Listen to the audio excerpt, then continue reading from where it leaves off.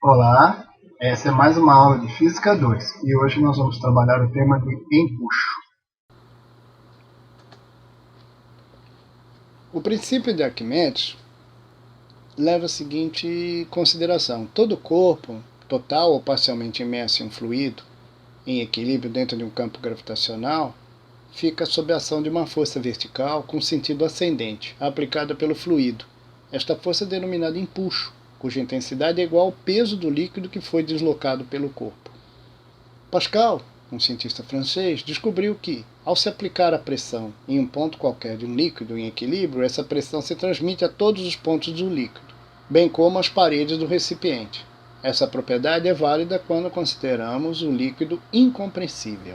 Essa propriedade dos líquidos, expressa pela lei de Pascal, utilizada em diversos dispositivos, tanto para amplificar forças como para transmiti-las de um ponto a outro. Um exemplo disso é a prensa hidráulica e os freios hidráulicos dos automóveis. Quando existem bolhas de ar no líquido, o líquido não é homogêneo, passando a ser uma mistura de um líquido incompressível com um gás que é compressível. Nesse caso, é bem perigoso, porque o princípio de Pascal não vale. O gás pode ser comprimido e não transmitir a informação que foi colocada no líquido. A lei de Stephan prevê o quê? Que a pressão num dado ponto, no líquido, é a pressão atmosférica que é exercida sobre a superfície do líquido, mais a massa específica do líquido, vezes a gravidade, vezes a profundidade em que você está analisando esse ponto. Aqui nós temos uma sequência que eu vou colocando um material denso que vai entrando no líquido, vai sendo embebido no líquido, né? O líquido azul e o material é laranja. Então, essa é a situação inicial, essa é a situação final. O que se percebe é que à medida que o material laranja vai entrando no líquido, reparem nesses cubos, o cubinho de água que está aqui, ele se desloca para cá e o que estava aqui se desloca para cá. Então, da situação inicial à situação final, o que eu vejo é que houve um deslocamento do líquido que estava aqui para essa posição, ou seja, duas colunas acima do nível do líquido. Então aqui você tem o H41 que dá conta disso. Então a massa deslocada do líquido acaba aumentando a pressão no ponto 3. Então a pressão do ponto 3 na situação final é diferente da pressão do ponto 3 na situação inicial. Ou seja, a pressão no ponto 3 aumentou, porque eu tenho o acréscimo da massa deslocada com a introdução desse material no líquido. Nós podemos, então, quantificar isso pela lei de Stephan. Falando o seguinte, bom, a pressão no ponto 3 inicial é dada pela pressão atmosférica mais a massa específica do líquido vezes a gravidade vezes a distância até essa profundidade 3. Então, a pressão atmosférica mais a massa do líquido até o ponto 3, o peso dele, né? Então, aqui no corpo eu só tenho atuando a força-peso, essa situação inicial. À medida que eu vou introduzindo, o corpo vai deslocando a massa da água para a lateral, tá vendo? E aí, quando eu tenho a situação final, eu tenho que situação? Eu tenho que o corpo deslocou uma boa parte da massa d'água para cá. E aí, qual é a pressão final no ponto 3? A pressão final é a pressão atmosférica, que continua a mesma, porém, a pressão do líquido aqui passa a ser a massa específica do líquido vezes a gravidade. Agora, repara, ele estava só com essa quantidade de líquido, agora ele está com essa. Então, ele está com H31 mais H41, ou seja, aumentou a pressão. Como pressão é força sobre área, quando eu calculo a situação inicial, eu vejo que a força que está atuando aqui depende da massa específica do líquido, da gravidade e dessa profundidade, mais a pressão atmosférica. Na situação final, eu dependo novamente da pressão atmosférica, mas eu tenho esse acréscimo de massa. Então eu verifico que há dois termos aqui. Um termo ligado ao H31, que é a massa específica do líquido vezes a gravidade vezes o H31, mais a massa específica do líquido vezes a gravidade vezes o H41, que foi acrescido. Quando eu comparo e falo qual foi a variação de pressão dessa situação para essa situação, eu verifico que essa variação se atingiu, na verdade, como não houve mudança da área envolvida, atingiu a força. Quer dizer, a força final é diferente da força inicial. E é de quanto? Exatamente o acréscimo de massa que foi deslocado. Então eu chamo isso de empuxo. E calculo. Essa força é a massa do líquido deslocada, vezes a gravidade, vezes a área envolvida, nesse caso, vezes o acréscimo na altura. Isso aqui vai dar o quê? O volume deslocado.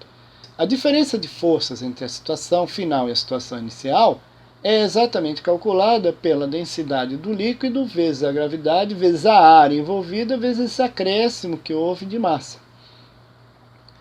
Então, como Arquimedes descreveu, o empuxo, que é essa força, pode ser calculada pela densidade do líquido deslocado vezes o volume deslocado, que está associado a isso, uma vez que a área não se alterou.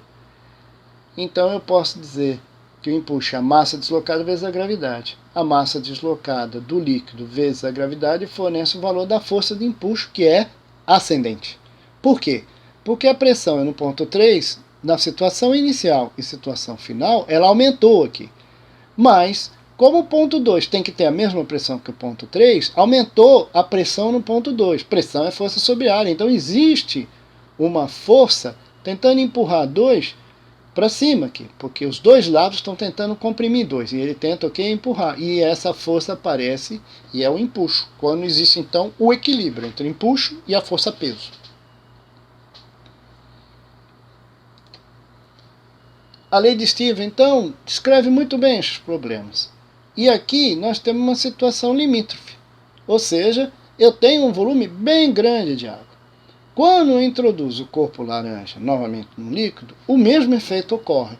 Porém, como é muito grande, o volume de água deslocada acima do nível anterior, da situação inicial, ele às vezes é imperceptível, mas ele tem que ser o mesmo volume que este corpo deslocou.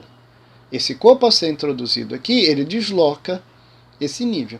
E isso você percebe que é a diferença entre você entrar numa banheira e você entrar numa piscina, né? Você não percebe o volume de água que você desloca quando entra numa piscina, mas porém numa banheira, que é mais reduzida, você percebe.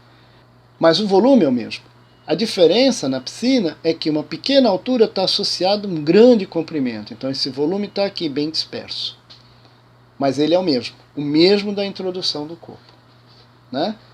E aqui o que eu tenho que ter a pressão no ponto 3 final tem que ser igual à pressão no ponto 2 na situação final. Eu posso calcular isso, mas eu posso tirar uma informação importante usando a lei de Stevens. Qual é? Como a pressão no ponto 2 final, na situação final, é igual à pressão no ponto 3, na situação final, quer dizer, depois de introduzido o corpo, eu posso dizer que a P2 é igual a P3, a pressão no ponto 2 é a pressão atmosférica, mais a massa específica do material vezes a gravidade vezes a altura desse material, que é de 2 a 4. E a pressão no ponto 3 é dada pela pressão atmosférica vezes a massa específica do líquido vezes a gravidade vezes a profundidade que eu estou aqui, que é a mesma do 2. É a profundidade H31, que é igual a H21. Quando eu olho isso, essa igualdade, como as pressões são iguais, eu posso cortar a pressão atmosférica, vendo que ela não influencia o meu resultado, e daqui eu tiro uma relação que me diz o seguinte: a massa específica do material vezes a altura do material deve ser igual à massa específica do líquido deslocado vezes a profundidade que eu encontro esse material introduzido no líquido. Portanto, considerando a área da base da figura 2 e da figura 3 dos retângulos como sendo quadrada e iguais, eu posso desprezar a área como sendo um fator comum e calcular a massa específica do material com base no conhecimento da massa específica do líquido e do deslocamento H31 sobre o tamanho do material. Ou seja, H31 é esse deslocamento. Portanto, eu posso determinar isso, né? Se o líquido for pouco visível, você pode determinar o H31 com base no H41. E aí, porque você tem o tamanho do objeto e você sabe quanto ficou boiando, né? Quanto é visível, né? E aí você desconta desse tamanho o quanto ficou boiando, você sabe quanto que é o H31. Essa é uma forma de determinar a massa específica de alguns líquidos ou alguns materiais. Em geral, se usa isso como um densímetro.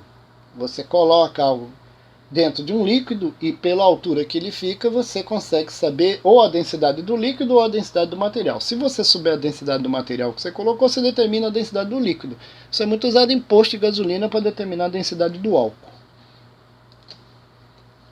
Com base nisso, nós podemos estudar o seguinte: qual é a fração de volume total de um iceberg que fica visível ou aparente acima do nível da água do mar? A intensidade da força de atração gravitacional sobre o iceberg, ou seja, o peso do iceberg, nada mais é do que a massa específica do iceberg vezes o volume do iceberg vezes a gravidade. Nós vimos que a intensidade do empuxo num iceberg é a massa específica da água que ele deslocou vezes o volume deslocado vezes a gravidade. Portanto, quando o iceberg está boiando, ele está sem aceleração, ele está em equilíbrio, nem afunda, nem sobe, a força peso é igual à força resultante do empuxo. Então, empuxo igual a peso. Nessa hora você iguala e percebe que a gravidade não tem relevância nesse problema. E você pode, com isso, determinar qual é a parte visível. Com base em quê? O volume de água deslocado e o volume do iceberg. E aí você percebe o quê? Que você vai ter o quanto está submerso, nesse caso. E você percebe que aqui, usando os valores do iceberg, que é gelo, de 917 kg por metro cúbico, e os valores da massa específica da água, que é 1024 kg por metro cúbico, que você tem submerso 89,6%. Portanto, visível você vai ter 10,4%. Essas são algumas unidades da pressão. Uma atmosfera, você pode associar 760 milímetros de mercúrio. Uma atmosfera é associada a 1,013 vezes 10 a quinta Pascal. Uma atmosfera também pode ser descrita como 1,013 bar. Uma atmosfera também é associada a 14,694 PSI, que é a unidade de pressão inglesa. E uma atmosfera pode ser associada a 760 torr. Eu queria agradecer a atenção e torcer pelo bom trabalho de vocês. Muito obrigado.